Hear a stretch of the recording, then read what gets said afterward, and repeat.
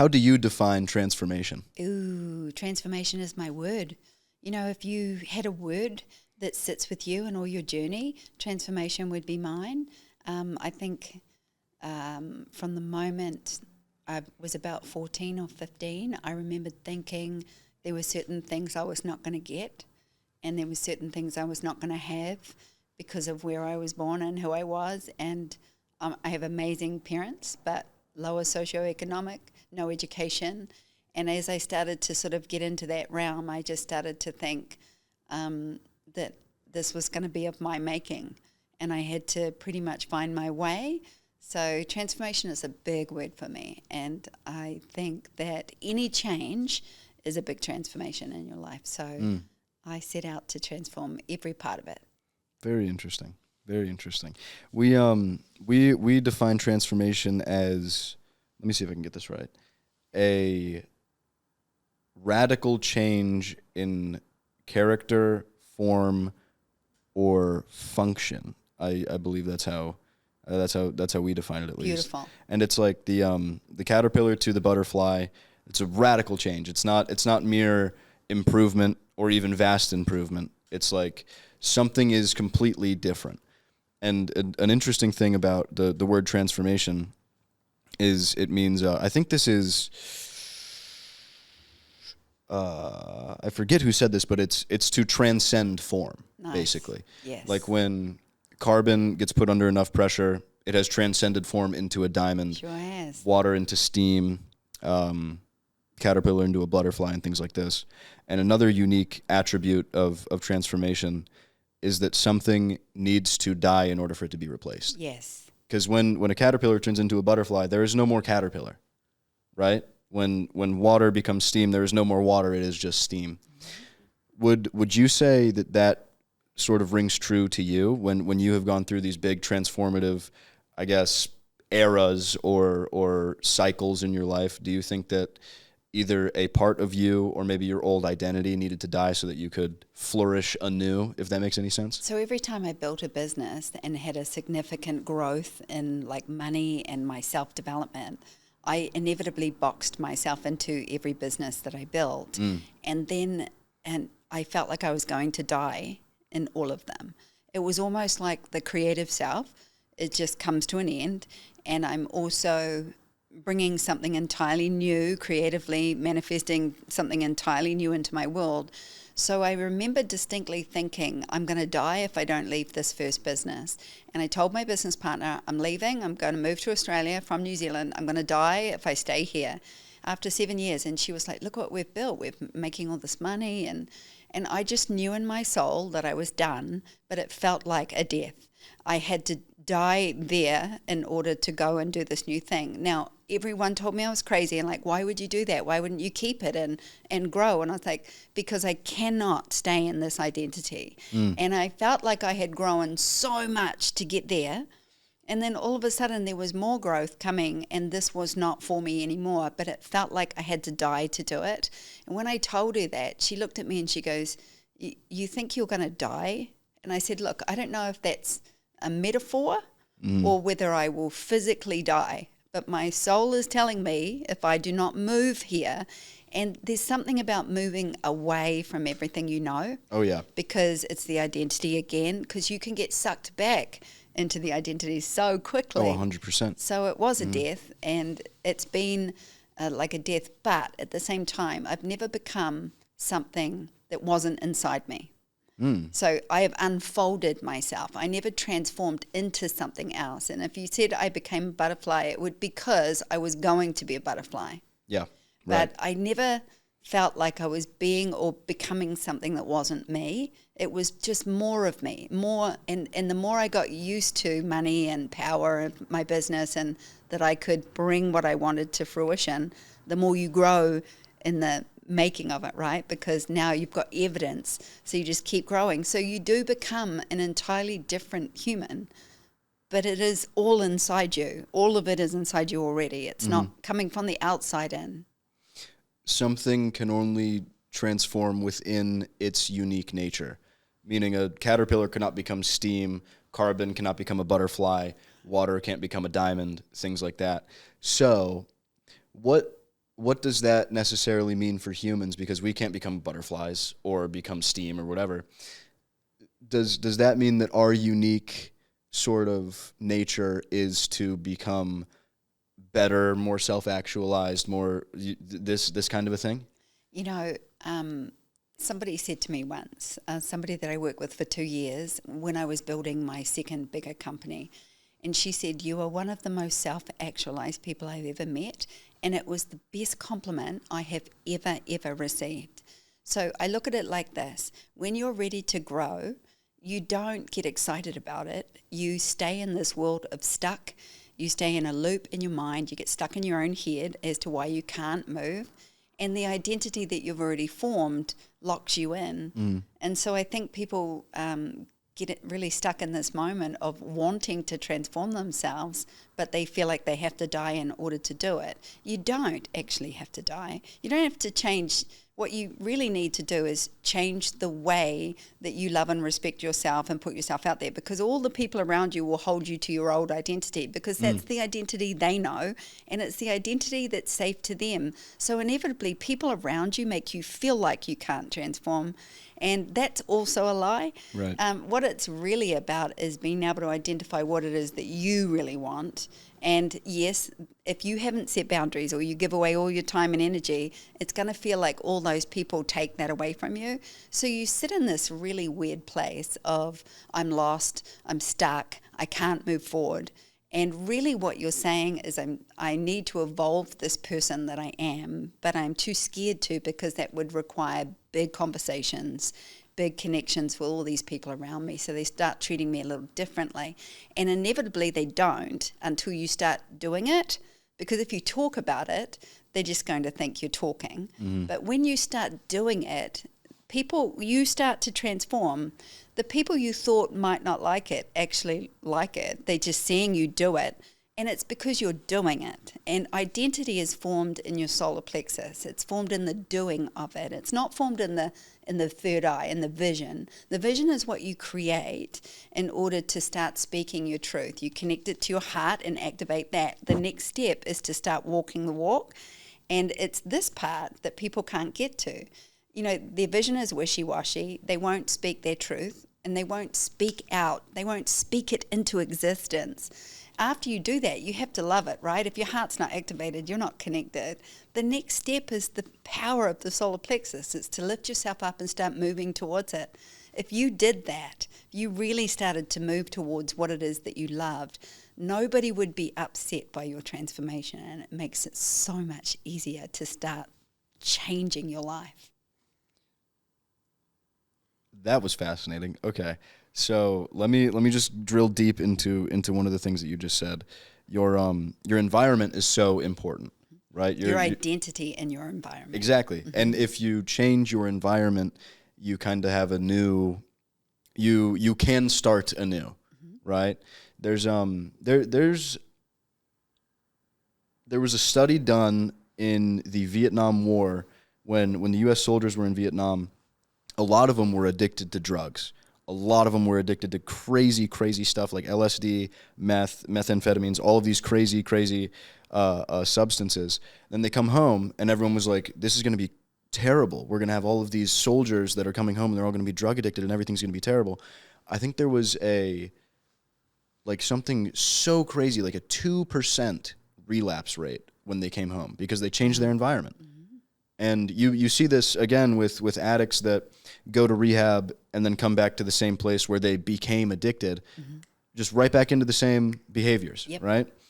So when you are trying to literally change your identity or even just some behaviors, is changing your environment necessary, or is it just a nice to have? I don't think it's necessary. I think it is nice to have because you can start fresh, but you can never start fresh. For everywhere I go, there I am, isn't it? Right. It doesn't matter. Like, you're the one that has to live with this identity in yourself. I think people need to probably work more on speaking their truth about what they really want and what they're not happy with, because I think too many people don't identify what they want, don't activate what they want, and blame other people for not getting what they want. So I definitely agree with that. Yeah. What process do you have for getting clearer on what it is that you want? Clarity is everything. If you want to create anything, I use C's. The C words are always my favorite. For me, clarity, it starts with clarity. All creation starts with clarity, vision. If you don't have a vision for what you want and it's not a clear vision, you can't speak it into fruition. The next one is when you have clarity, when you've got a vision for something and you have clarity and you hold that vision, the next energy that comes up is certainty and conviction. How could it not?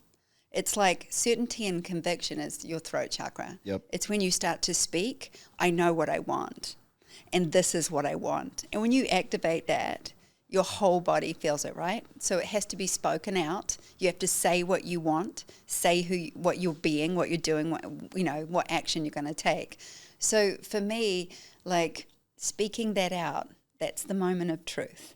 Now, when I say heart activated, the next step, the heart chakra, if you don't activate the heart around something you want, you won't show up to it every single day. It's that simple. So you could say your vision is this, start speaking your truth, but your heart's not really in it, and it's not going to take another step. Each energy comes with the next energy and the next energy and what the next step is. And if the next step is the solar plexus, the doing of it, then you have to be activated in order to take that next step.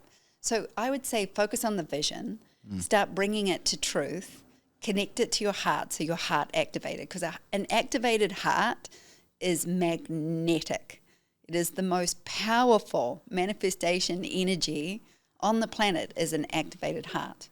You start walking that, that vision, and you're speaking that truth and your heart activated, you start walking and that's where your identity is formed, right there.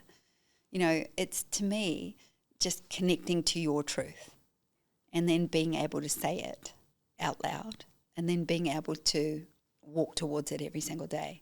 That's the fastest way to create anything. When you get to the heart, you have the most perfect word, commitment. Because when you commit to your vision and you've got a strong vision and you're speaking your truth and now you commit to it, that's connection right there. Your heart's connected, you're committed to it, you have certainty and conviction, you know what you want. Like I'm speaking the recipe for manifestation and my body is firing on I'm goosey all over my body, because when you speak this language and you believe it, it is just significant. It's palpable. It's visceral. So yeah, speak the truth. I love that. I like what you said about so obviously you need to get clear on your vision, and then the next one was not commitment. Speak it out. Speak it out. And what was the C that was ascribed to that? Certainty and conviction. Certainty and conviction. The example that I like to use here is Walt Disney creating Disneyland, because he walked into the middle of the desert and was like, we're going to build a massive amusement park here. And everybody was like, there's no roads here, dude. What are you talking about? And he was like, by the time we're done with this, there's going to be a 7-lane highway. Exactly. He saw something so vividly and so certainly, like you said, that a world without it literally did not make sense to him. He was like, no, this has to happen. And when it does, people are going to be like, oh, we're going to go to Disneyland. Woo, yay. And it goes back to what you said about transformation. You think that everyone's going to sort of judge you when you're doing the thing. But most of the time, well, maybe when you are in the process of doing the thing and you haven't seen the results, people are going to be like, you're trying too hard or whatever it is. But when you get the thing, people are like, oh my God, can you teach me how to get the thing? That's actually really cool. Actually, they say exactly what you believe. So they'll just say it out loud. They'll just mirror back to you what you fear. Right. So they'll just keep mirroring back to you until they mirror evidence back, which is, it's just a matter of time.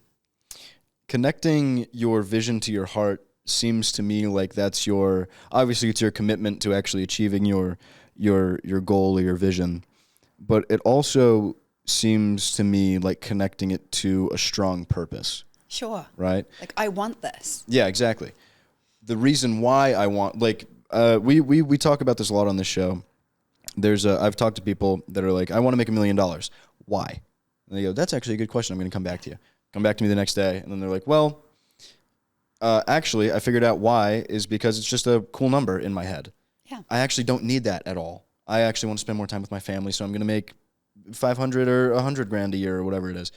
Getting clear on your why is not only important to uncover these underground landmines that are going to blow up in the middle of your plan, but also that's your fuel, that's your motivation, and it never really dies, right? I say that the heart is the fuel in your rocket. Mm. And if you really, the heart activated, when you really fuel that, you're unstoppable. Absolutely. But you got to have all those ducks in a row first. Mm-hmm. I love telling this story on this show. It's about Mike Tyson and Buster Douglas. Mike Tyson was the scariest heavyweight in the world, terrifying guy, knocked out everybody in the first round, super big dude, biting people's ears off, crazy guy. Nobody wanted to fight him because they were like, I'm just going to lose. It's going to be terrible. I'm going to lose. So Buster Douglas was set to fight him, and his mom was in the hospital. She was on her deathbed. Walked into the hospital to see his mom, and he's like, hey, Mama, what's up? And she's like, you have to beat Mike Tyson. Promise me you're going to beat Mike Tyson. And he was like, okay, I promise you I'm going to beat Mike Tyson. And then she passes away before the fight. So his why is now, I need to keep the promise to my mom who just passed away. Mm-hmm. It's no longer, I got to fight for the heavyweight title. Yeah. I need to keep my promise to my passed away mom. And he was the first guy to beat Mike Tyson because his why was so big that he was literally unstoppable, like you said. So I don't really know why people aren't using this as the superpower that it is. Because people don't live their truth. Mm. They don't say what they want. When I coach businesses or coach people, the first thing I used to say to them is what do you want? And often people sit in front of me and they go, Now I come from a place of knowing what I want and running towards it. Like yep. I am clarity, I'm certainty and conviction, I'm activated. I find this question so hard to sit with people when they can't tell me what they want. And I realized what I was saying is, what do you want? And then I would get frustrated because they just couldn't speak their truth. I know you know what you want. Inside you know what you want, but you're not telling me for whatever reason, and that's fine, but we're here to coach it out of you. So I was like, what do you want? And then I was like, what do you want? What do you want? And I would just get so frustrated that people couldn't come to this truth. And then all of a sudden I stopped and I just said, wait a minute, what do you want? It's you. I put the wrong emphasis on the wrong syllable. Mm-hmm. It's you. What do you want? And when you say that, especially to women, they'll start crying. Because we're giving away everything to everyone else. And nobody asks us what we want. Yep. What do you want for you? And take away anything you think is right and really connect to your heart and tell me what you want. And that was the biggest problem. I just had to, same question. It was just, I had to just change an inflection, and it just brought tears and people wouldn't block it. And I always say to people, you know what you don't want? So go and write that list. Say, I don't want this anymore. So when I was changing, I moved from New Zealand to Australia, walked away from my first business without much money, 50 grand. And within a year, I'd bottomed out. Everything I said I was going to do, I didn't do. And the reason I didn't do it was I got to Australia and I got scared. So I went back to what I know. And I failed at it. And I can make thousands of dollars in a day. And all of a sudden I went back to struggling to make $400. And I was like, what just happened? It's not like I lost my ability to manifest or create. And I was like, you came here for a reason. You came here to grow and have an international career and launch a new business. And you got here and you hid for a year. And I bottomed out. I hit rock bottom financially. And I just come from a business that was making $1 million in a year, but I wasn't getting paid anything. Mm. And so I just I was really lost. And then I focused. I really just went to Vegas, saw speakers on stage. I saw online education. I was going to franchise. So I went with online education, and I just turned all of my focus to growing that new business. And that's when everything changed for me. So yeah, it was definitely one of those moments where I was like, how can I not? Like, how can you do a job and sell it and then move somewhere else and start doing it and be unable to do it. Right. Because I didn't want to do it. I didn't want to be doing what I'd left. I didn't want to go back to what I knew. I came here to build something new, and I didn't back myself, didn't believe in myself, and didn't take the steps. I got a big wake-up call to end of 2009. I went into 2010 with a new focus, with clarity, with certainty and conviction, and within 2 years, I had quadrupled my income. So I needed to, again, the death of my old identity, but I was really misaligned when I got there. Right. Yeah. I love what you said about having to coach someone's vision out of them. Yeah. Because a lot of people are... Most people. Yeah, are literally either they're not clear on it, which I feel like is a small minority of people, or they are clear on it and they're scared, they're nervous, they're some sort of... They either don't believe they're worth it. Exactly. Or don't know how to get it. Yeah. So they just don't take the next step. Right. And the truth is, and that's something I know. So I was like, when I was asking people, what do you want? I just couldn't understand that people could not fully tell me. But you ask them what they don't want and they'll cry harder. Oh, they have an entire grocery list of things that they don't want. And, you know, to me, the base of manifestation is focus and emotion, what you're focused on and how you feel about it. Well, if you're in a loop in your brain, or if you're in a pain body, or you're just stuck in chaos, then ultimately you're going to just keep attracting more of it. It's like you're never going to get out of it, and because you focus on what you don't want. Yep. It's that simple. Like I often say to people, what are you getting right now that you don't want? And they'll say it. And I go, because you're focused on that. And they're like, and I go, well, what you're focused on and how you feel about it will tell you exactly what you're going to get. So 100%. Yeah. Have you found that coaching people's vision out of them is easier when they get clear on their foundational beliefs It's first? so stupid. As soon as they speak their truth, and it's the truth, like it has to be their full truth, it's almost so magical how it happens, because they finally accept it when they can say it out loud. And everything transpires straight after that. And really how much you ask for, no more and no less than how much you ask for and how quickly it transpires. So as soon as you shift into the awareness of it, into the awareness that I'm not doing what I want. And I always say to people, you can be on the right freeway but be in the wrong lane. You can feel like you're moving, but you just need to change a lane. That's it. It's not blocked. The road is not blocked. It's just a lane change, which would be a mindset change or a new way of thinking or a new way of acting around something. And then you can shift real fast. Once you get the awareness of what you want and you hold that vision, if you can hold that with certainty and conviction for any period of time, you know, I built my first business on a quote, I think it's Paul Sisson, it's what we vividly imagine, most ardently desire and enthusiastically act upon must inevitably come to pass. And I put that by my bed, on my desk, at work, in my office, in my studio. And I just remembered thinking every day I vividly imagine what I want. And, you know, what you vividly imagine and most ardently desire. I most ardently desire this. I love it.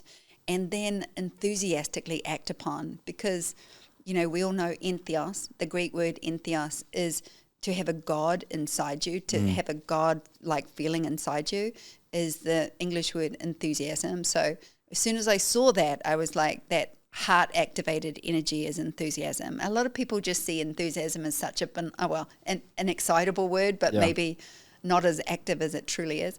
And that's it. When you show up and you have a vivid vision, and then you show up enthusiastic and you're connected to it, it must inevitably come to pass. It's only a matter of time if I hold this focus. You're preaching to the choir. This is going to here. come to me. So I love it. Yeah, there is nothing that you can't create if you can create a timeline to it. And it's not time, right? Time is not the steps you take to get to anything. The timeline is based on next steps. And if you can wake up and take the next step, and then the next step, and then the next step, and not get stuck on any of them, your vision will come to fruition as fast as you can take the next step and the next step. But you cannot cheat and jump a step.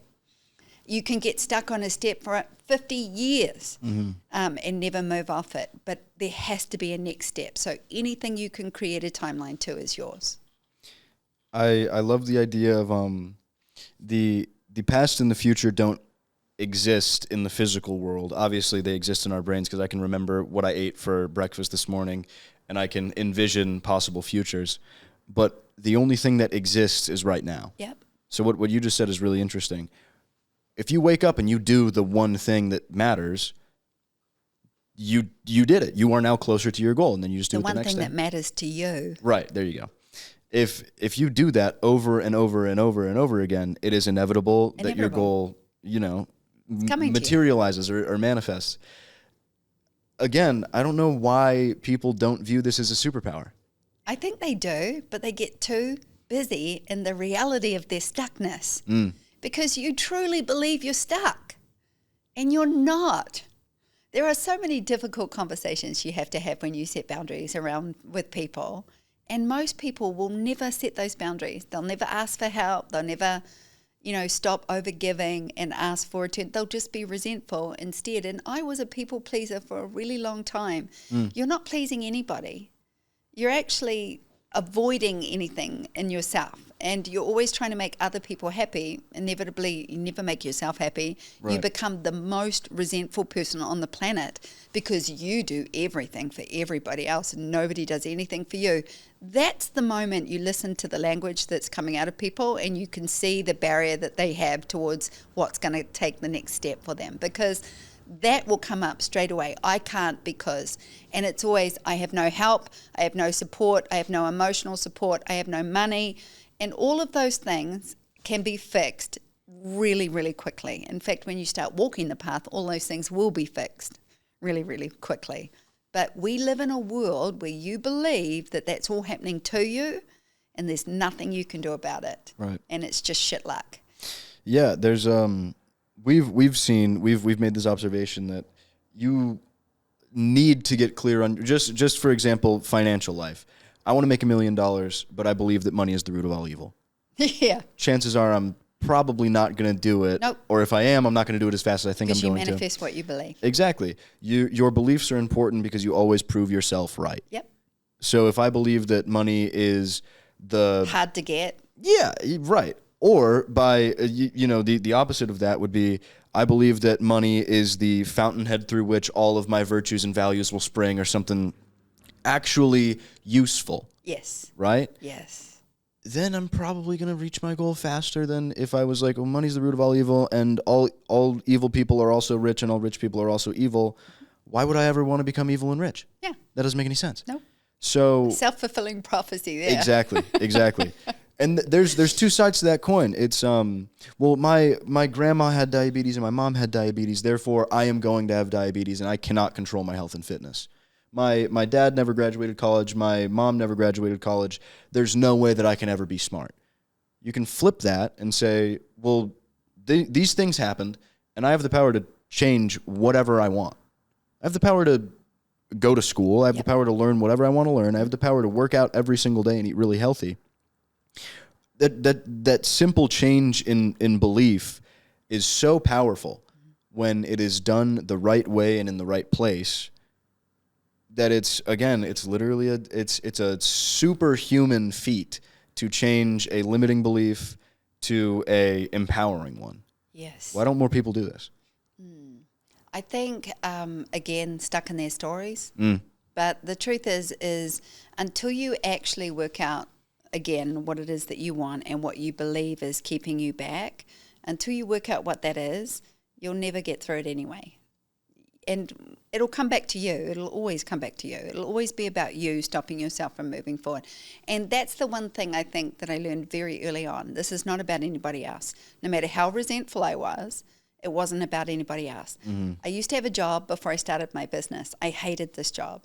I hated this job so much, but I couldn't go anywhere else. That was the best studio in the country. There was nowhere better to go. And 7 years I stuck it out with this boss that I really, really hated. And I got sick. I was 30 and I got my gallbladder collapsed and I had to have my gallbladder removed.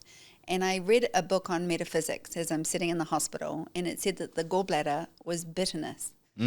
It's the bile duct that comes off the liver. And I had gangrene in mine. And metaphysically, that was losing the will to love yourself. So I remembered getting this lesson at 30 and thinking, I hate my job so much, and it's translating into my body, and I'm becoming sick, and I was carrying a lot of extra weight, and I was looked really sick at 30. And I had 6 weeks off to get my gallbladder removed. I'm driving to work, and I'm in the fast lane of the freeway in my little old car, and I said out loud, I would do anything to not go to this job, to go back to this job. I said it out loud, and my car blew up in the fast lane. The engine in my car went, started smoking, and flames came out of the bonnet. I pull over to the median barrier, and it doesn't ignite. It just, whatever it was just all smoke and a few flames, and then it stopped, and my car was dead. And I was just sitting on the freeway, on the side of the freeway, thinking about this bitterness in the gallbladder. And I thought, I think I just did that. Mm-hmm. And it was so instantaneous that I was like, maybe I did that. And that was the moment I was like, okay, I am creating my future with my mouth and my thoughts.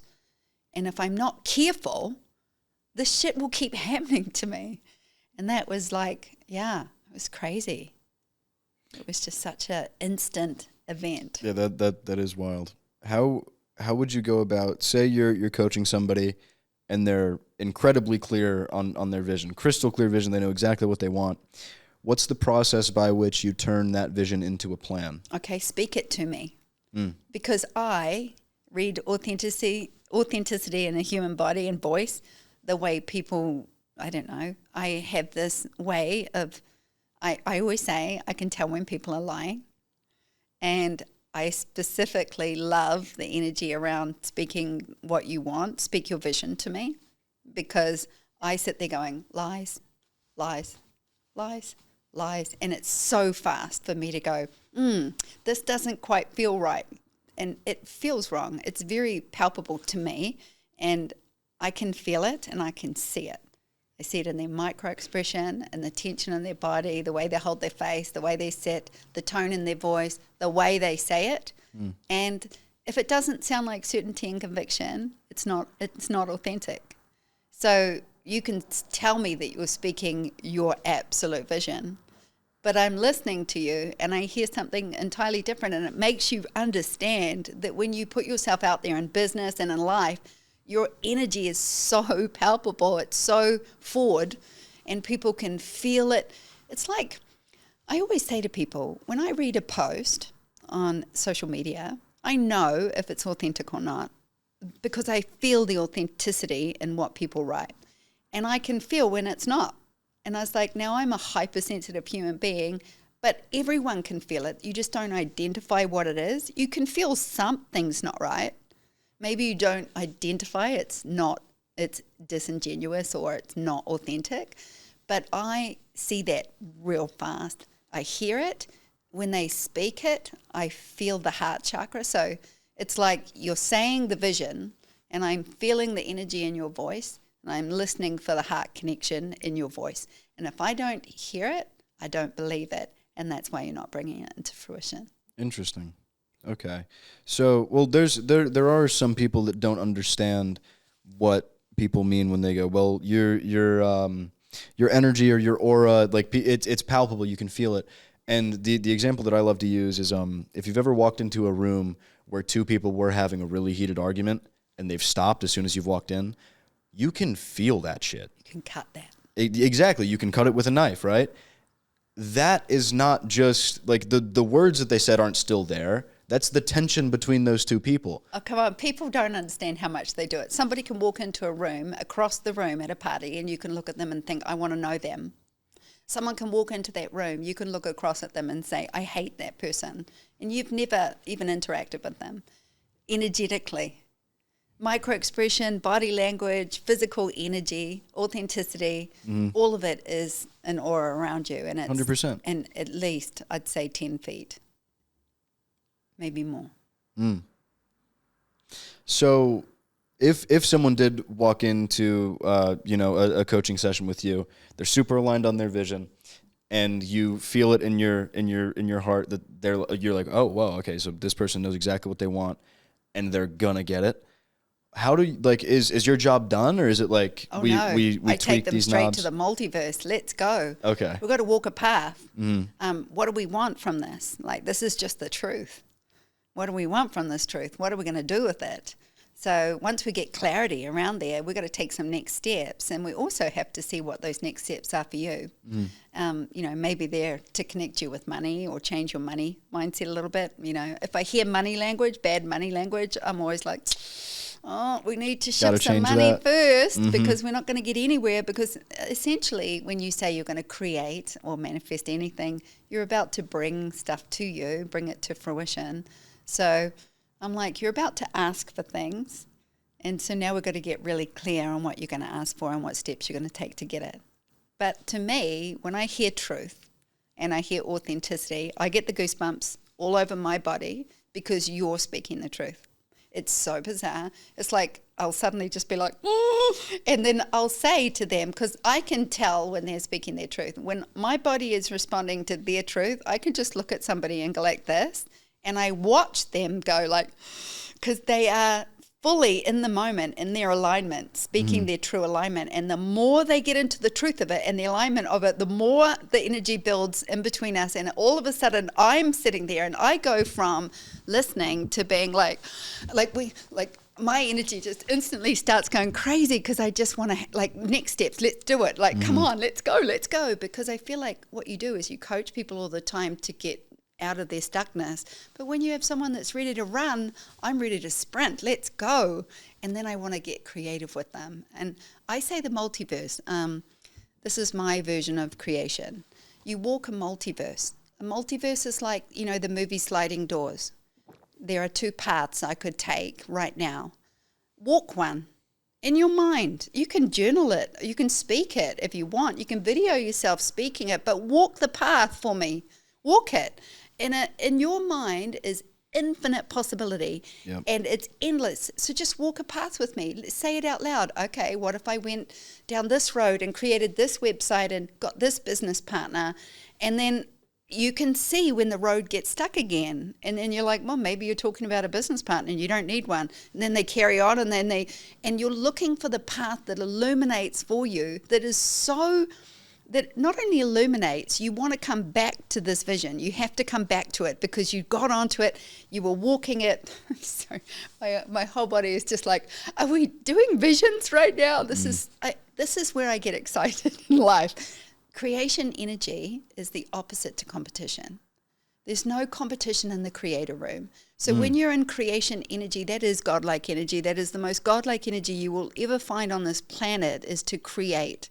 And when you create with intention, and you have certainty and conviction, and you have clarity around what you're creating, even the first steps of it are this exhilarating. I can even hear the excitement in my voice, because I get so excited being around people who create. And like, I want to be in this play. I want to be in creation every day. I love that. The process of getting clear on your vision and then developing a plan or walking down those paths, like you said, is paramount to creating anything. That's how the pyramids were created. That's how the Eiffel Tower was created. That's how this room was created. That's how these mic stands, all of this stuff was created. And it's really freeing to sort of have the revelation, oh, everything that has ever been created was envisioned, then planned, then acted upon by people. So that means that I can envision, plan, and then act upon whatever the hell I want. Yep. And then it pops in.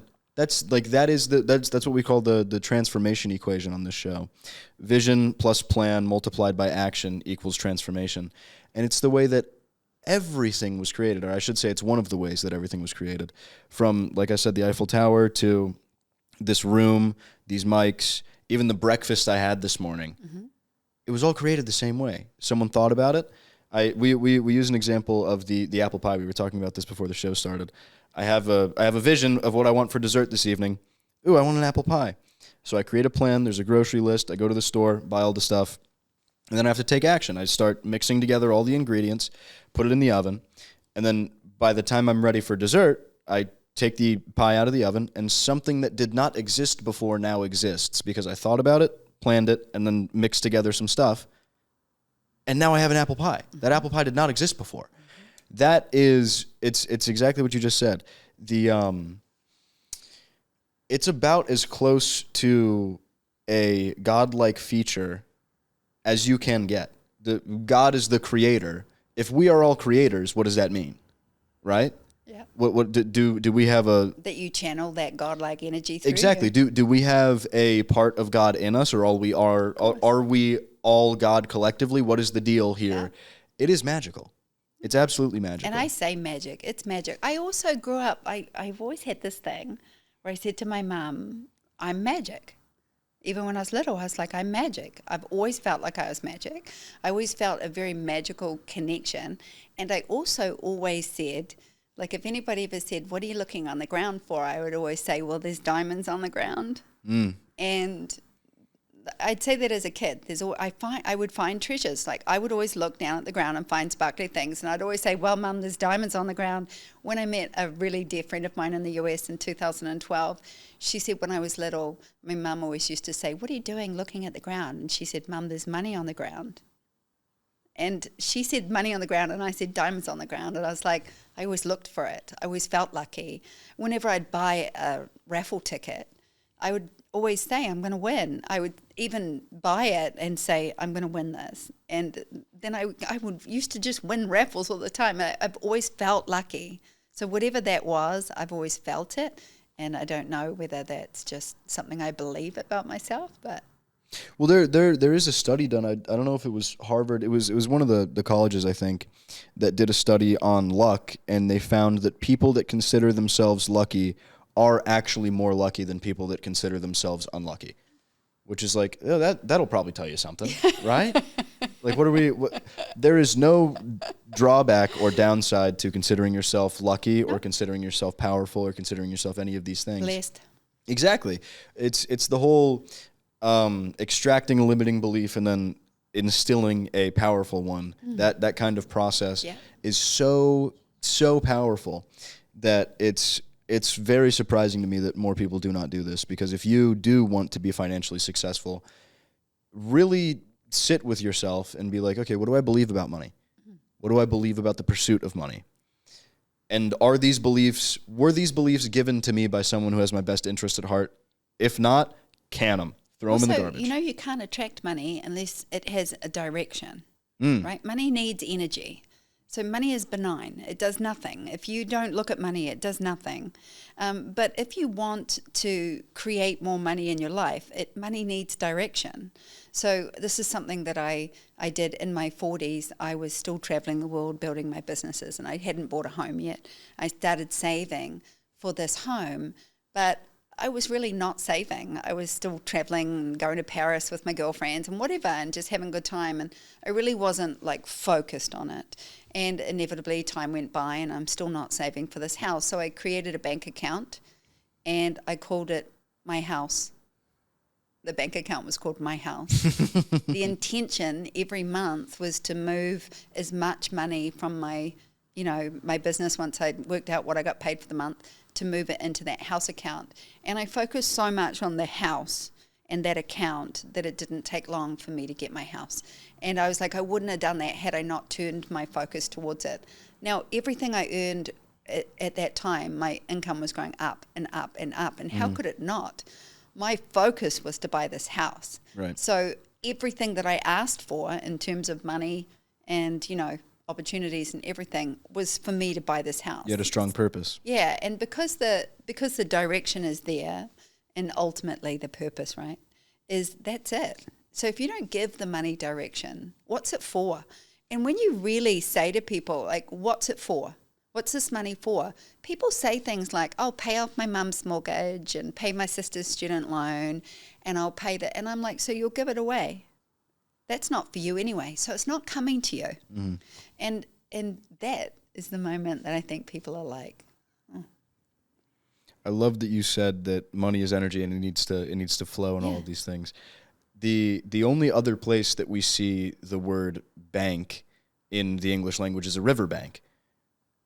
Money is currency, current flows, all of these things, it flows across banks, which would mean that if you try to hoard this thing that is inherently flowy and it always has to move, it will stagnate. Well, money's energy, so if you're hoarding, you're possessive. If Exactly. you're possessive, you're going to lose money. Mm-hmm. It's like, it's just one of those laws that follow people who are possessive with money. I never get stolen from. I don't lock my car. I've never locked my car. I've driven a convertible for 15 years. If I lock it, they'll just slash the top of it. So I've never locked my vehicle. I've never had anything stolen out of my car.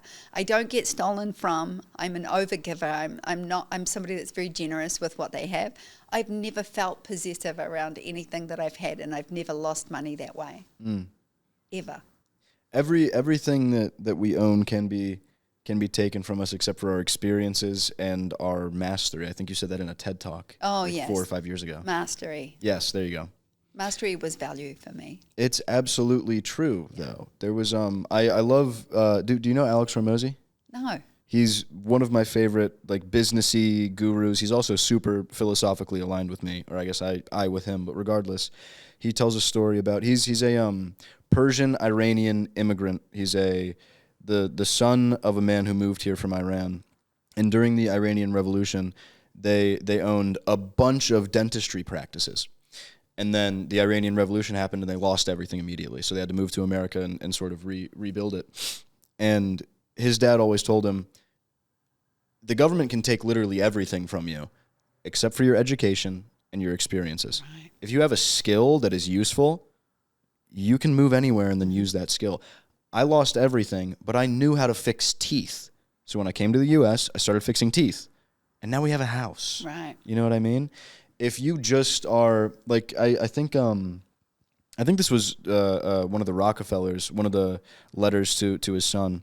He said, generational wealth is not transferred through assets, it's transferred through education, which is absolutely true. Right. Because the only man who is worthy of inheritance is the one who doesn't need it. I think that's what Ayn Rand said. And it's absolutely true. If you develop mastery, like you said, over whatever skill or whatever, practice it is, that is useful beyond just money. You also know how to do a thing. Exactly. Yeah. Yeah. And, you developed a skill of photography. And then you moved to Australia. And like you said, you hid yourself for a year. But as soon as you stopped hiding yourself, you were like, oh, I can actually monetize this skill again. In wherever I am. I could move to the U.S., I could move to Singapore, I could move anywhere and take pictures because I'm good at this. It's really interesting. Yeah. Crazy, right? And I was going to be stuck there forever. But I chose to move. That's another really interesting thing is the radical self-responsibility and self-ownership. Because if I use this example a lot on this show. If you believe that your mom didn't love you enough so you'll never be able to have a successful romantic relationship, that gives your mother the responsibility over your dating life. Instead of you saying, well, I tend to not have successful love relationships, but I can change that. You take the power back, and now it's completely in your grasp to change the thing. Well, I was single until I was in my late 40s. And so when you don't have a partner to resent, you don't learn a lot of stuff because, ultimately, I think Eckhart Tolle said it's easy to be single. You never have to hold yourself accountable to another human being. Right. And see yourself reflected in their eyes. So I was single building my businesses. And it was easy to be single and childless. I didn't give myself away to those things. But, it's like... But when you're with somebody, you have to look at yourself and get yourself reflected back to you. So 100%. It was definitely, I was lucky in the sense that when you're a woman and you're single, who's paying my rent? Who's going to do that for you? And if you are, here I am in my own business, who's paying my salary if I break my ankle? Who's looking after you here? So even going into my first business in 2001 at 31 years old, that was a big jump for me. But I knew nobody was paying my rent. Nobody was supporting me, but I also didn't have, they say, what do you most resent about your partner? Because that holds your greatest emotional need. And I didn't have that mirror. So I could just, but I also only had myself, which meant I had to make the money. I had to pay the rent, and I had to, take charge of my future. So I didn't have anybody else in the way of doing that. And that was kind of lucky. But also I understood that it was all on me. Nobody was going to do it for me. Nobody drags you kicking and screaming to success. Exactly. And yet, when I was broke and trying to grow a business at 30, 31, I would have said, in fact, I did say that. I said this out loud, and I'm not ashamed to admit it. If somebody just gave me $30,000, I could start my business and I would be fine. But if somebody had have given me $30,000, I would have done with $30,000 what I was doing with money at the time, which was wasting it and falling through my fingers. So I wouldn't have been able to do that because it wasn't my money. And I needed to learn the harsh lessons to get to the 30 grand myself, because that's where I learned how to sell myself. And had I not learned how to do that, I wouldn't have carried on in business for the next 25 years. So, Yeah, self-responsibility is incredibly important, especially when it comes to creating something. Do you know what, though? I'm an independent woman. I'm financially independent. And I know what I bring to the table. And it changed my whole world. And now I understand as an older woman, and I have a wonderful marriage with a great husband who also has got a big career. But to me, I know what I bring to the table. I know what I bring to this relationship. And I feel very comfortable about what I've created for myself. So it gave me so much power to be in my success and be in my power. But to me, the financial part is no matter what happens, if my husband abandoned me or, anything bad happened, I have so much of my own independence and my own identity in there. And that was something that was really significant that I don't see a lot. And it really changed my life too. Fascinating. If you had to pick one habit, practice, or process, I suppose, to attribute most of your success to, what would it be? Focus and emotion. Everything is focus and emotion. Every day as a business owner, I can choose to wake up and focus on maybe a fire on Facebook, like in the community group, somebody's gone off and I'm putting out a fire for 72 hours, or there's drama, or, clients fall away, or work, or the economy changes and I'm running a business, and there's so much to worry about. So every single day, it's what am I focused on and how do I feel about it? So in terms of manifestation, the one thing I learned when I learned about the car blowing up was I was like, okay, if I'm doing this with my thoughts. You can't blow up your car with one thought. I blew up my car with 6 years of resentment. I hated that job so much. It was 6 years. It was seething out of me. My gallbladder, I was having an organ removed, for crying out loud. Like, that's how sick I was. So it was very clear to me that's what I did not want anymore. If you could go back to maybe the version of Sue that was driving down the freeway that was going, I wish my car would break down right now. I just hate this job. I hate going to this job. If you could give her one piece of advice, what would it be? You're tied to a mooring and you're in a speedboat and you're trying to run away from it, but you're tied to a mooring.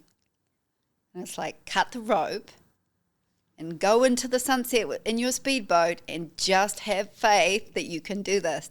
Like, that was it. That was the moment. I could even recall it in the same trembling voice I said it to me. And I was just like, I'm tied to a mooring and I'm choosing to be there. I went to a business coach and he said to me, how much money do you make a week? And I said, $400. And I said, and he said, how much does your boss sell your work for? And I said, $7,000 a day, sometimes twice a day. And he looked at me and he was like, he's stealing from you. And of course, I'm resentful and bitter. So I go, and then he goes, and it's your fault. And I was like, okay, the lesson I learned was the car blew up, I'm doing this. I'm resentful. That's why the gallbladder's gone. That's why I'm in this bad place. All of a sudden, it just all dawned on me. Everything. The law of no more and no less. I was learning all those lessons right then.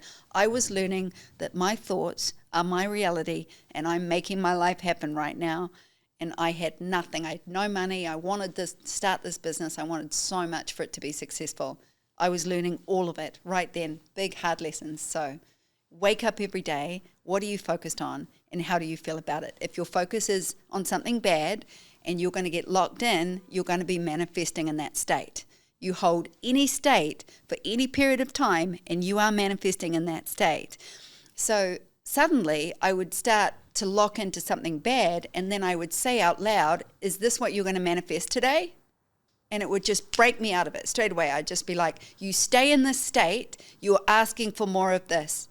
You stay in this focus of drama, you're going to get more drama by 5 p.m. You stay in this state of debt, and you're going to get more debt. You are not focused on what you want. You're focused on what you don't want anymore. And then it was it. So anytime my mind would just be consumed with negativity or focus on something, I would just go focus in emotion, bring it back. What do you want? And I bring it back. And how do you feel about it? And I just had to shift it. Like that frequency just had to shift. Just like listening to a radio station you don't want to hear anymore. If I keep listening to this, I will be indoctrinated into this energy instantly. And if I change that channel to something positive and something that I really want, I will shift my mind. That takes years. Now I can do it in 10 minutes. Years. Yeah. Where can our audience go to learn more about you, connect with you on social media, or maybe even book you for a photo shoot? Well, I'm not really shooting clients anymore, sadly. Oh, okay, gotcha. But I know, but you would get a lot of people excited by saying that, because people are like, what? She's opening up. You can find me at Sue Bryce Photographer on Instagram, still my handle, and SueBryce.com. Okay, fantastic. Thank you so much for your time. This has been amazing. Thank you. It was a great conversation. I could have these all day.